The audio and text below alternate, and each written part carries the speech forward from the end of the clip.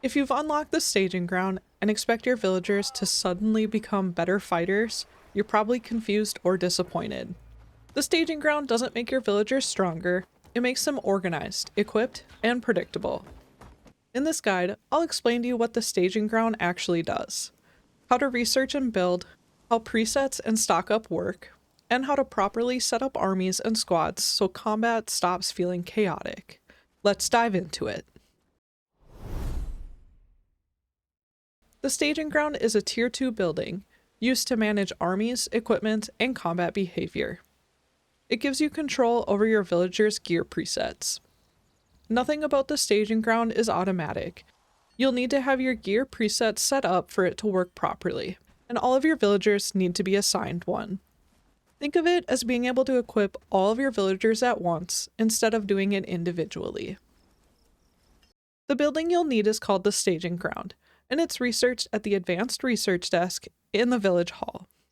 The cost is 1 bronze ingot and 2 strap. The building itself is inexpensive and requires 4 wood, 2 linen, and 2 rope. Once built, it doesn't require a worker. Everything is controlled manually through the menus. This is the main purpose of the building, is to be able to make gear presets for your villagers. This means no more manually equipping your villagers with gear or weapons. You'll just select what preset you want for them, and they'll equip what they need. When you interact with the staging ground, your villagers will go and grab weapons, armor, and gear, based entirely on the preset you assign to them. If you don't interact with the staging ground, villagers will keep whatever they are currently wearing and whatever weapons they currently have. The game comes with 5 default presets: Footman, Vanguard, Marksman, Crossbowman, and Villager.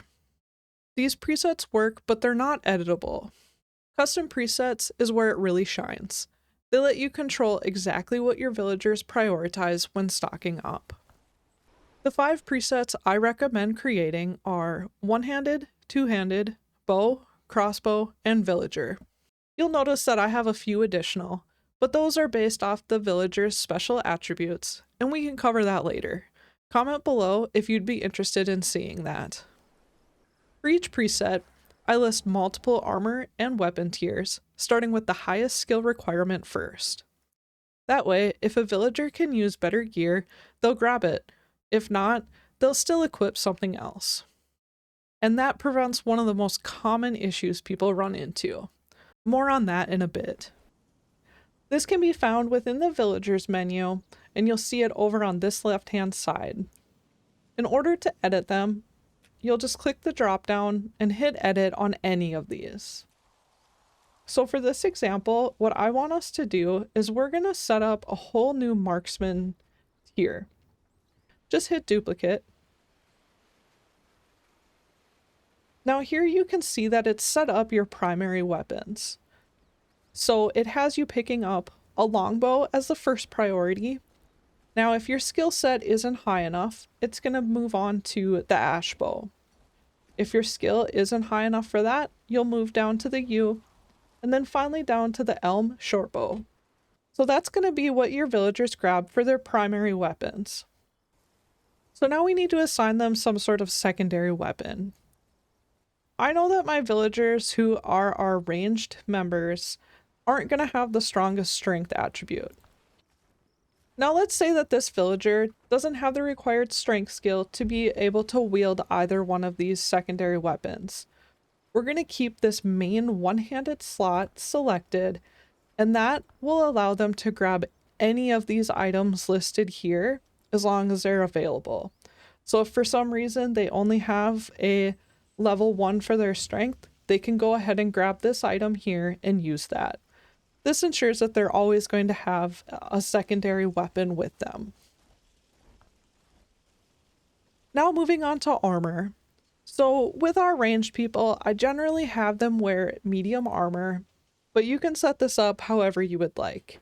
It's going to be the same as before, so you'll have the options between medium, heavy, and clothing. Personally, I don't want my villagers wearing clothing into battle. I'd much rather them wear heavy armor. So I'm actually going to set this at the absolute lowest. And I'm going to put our heavy armor actually at number 5.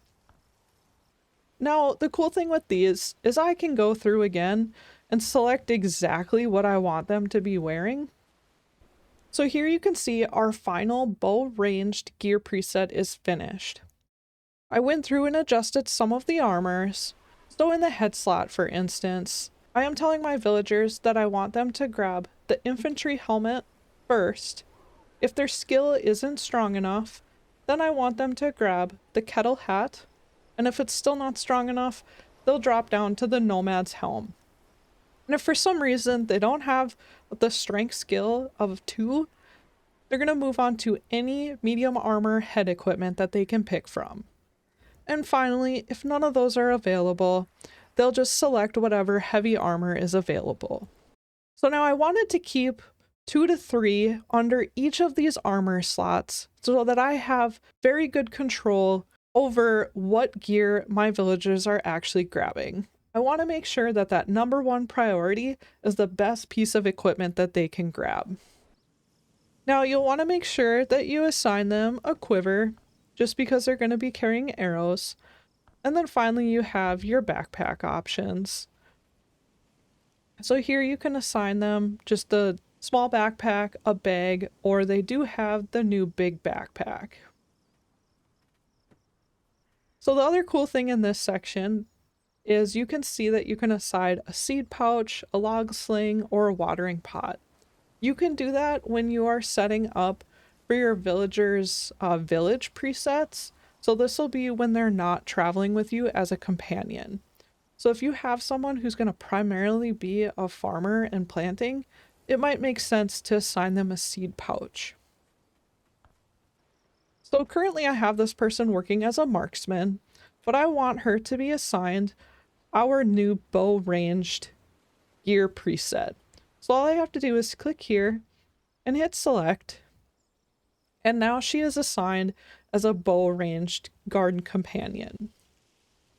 To have full control over your army, you can go into the army tab and create multiple squads. I recommend separating melee and ranged units. This gives you much better control over positioning and engagements during fights. Personally, I run 1 melee squad and 1 ranged squad. This makes combat more predictable and easy to manage. Each squad has additional behavior settings. You can control minimum weapon durability, how low health needs need to be before a villager bandages themselves, and how much food you want them to carry. For example, if a weapon drops below 30% durability, you can force a replacement when you interact with the staging ground. Changing these gives you more control over preparation and increases your chances of surviving. Army tab. You can see I have 3 different types of squads built. I have a reservist, a melee, and a range. Melee and range are my primary ones that I'm utilizing, and these are set up very specifically towards these combat styles. My reservists are my emergency backup people. When things aren't going well, I can call them into action as well. All you have to do is hit add squad. I recommend naming it. And then from here, you'll see this screen pull up. It has multiple different features on it. One thing I like to do is set my food to 4. This means when I call my recruits into action, they're going to make sure that they have 4 quantities of food with them. This is going to help us out quite a bit on our longer raids so that we can stay active for longer. Now our bandaging threshold. This tells my members when they should start utilizing the bandages in their inventory. So at this point at 50%, it means once their health drops below 50%, they will begin using bandages. And durability is tied directly to their weapon. So currently, my durability is set at 0. That means if the weapon's broken, they're not going to use it for obvious reasons. I have mine set at about 30. So this means that any weapon my members have equipped, if it has less than 30% durability, that they're going to put that one back and go grab a different one. This is going to help us out pretty significantly that you're not sending people off into battle and their weapons breaking on the first hit. Now, there's multiple ways that you can recruit new members to this squad. One way is you can hit recruit, and this will bring up your full list of villagers. If you go and select this box here, it's going to automatically assign this person as a companion. So I don't really want to do it this way because I'm just setting these up and I want my villagers to keep working. So what I'm going to do instead is I'm going to go back into this section here and I'm going to click add to reserve.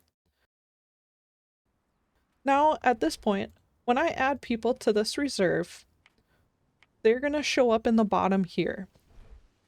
All of these members in this group now, when I select raise, they are going to move into this section and they're going to become active companions. Another really cool thing you can look up in this area is you can check out what gear each of your villagers have on so you can make sure that they're well equipped for battle. You can adjust their gear presets if needed, and basically anything else you can adjust as you would with the regular villager menu. If something isn't working, it's usually one of these issues. Do you have villagers running around naked? It means your presets requirements are too strict. Always include a full armor set at the lowest priority, so villagers will have something they can equip. Villagers can use bandages, but they cannot fetch the bandages themselves. This does get asked a lot, and I would love to see the devs change this. And one thing that has helped me is having one storage unit dedicated to weapons, armor, and gear, located right next to the staging grounds. This makes stock-ups faster and more organized. And if something still isn't behaving the way you expect, let me know in the comments. Chances are you're not the only one. Once you understand presets, stock-ups, and how squad works, the staging ground becomes one of the most powerful control tools in Bellwright. If this helped, let me know, and good luck organizing your first army. And as always, I'll see you all in the next one.